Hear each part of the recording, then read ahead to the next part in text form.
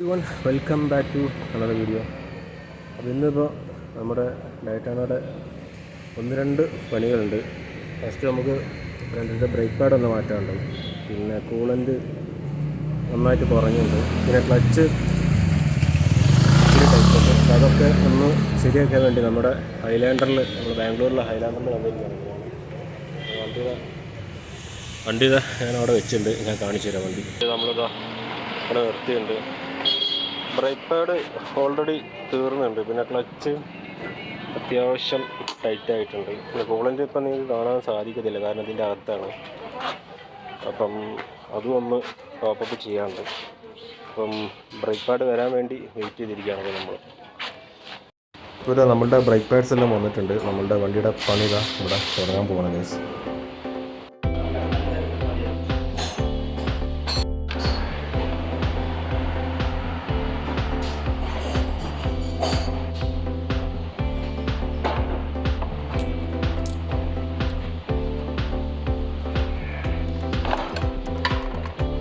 നമ്മളുടെ brake pad ഇട്ടോ almost കഴിഞ്ഞുണ്ട്.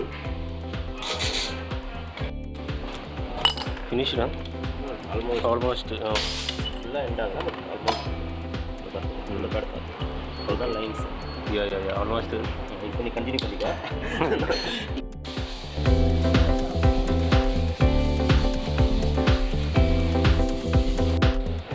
So ഇതാണ് നമ്മളുടെ പുതിയ ബ്രേക്ക് പാഡ് കേട്ടോ. ഇതിൻ്റെ ഒരു തിക്നെസ് നമുക്ക് കമ്പയർ ചെയ്ത് കാണിച്ചു തരാം.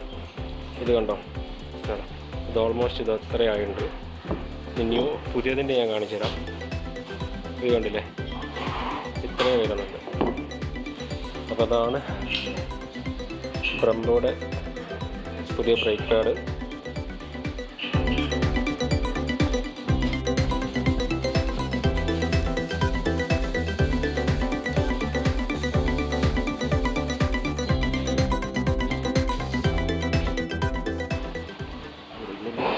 color only.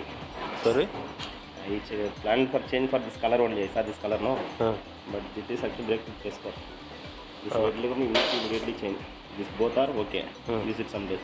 Now what it implies? Oh, this full totally gone. You see? Gone? Gone, yes. Okay. Color also change, no? Just I reference. Okay.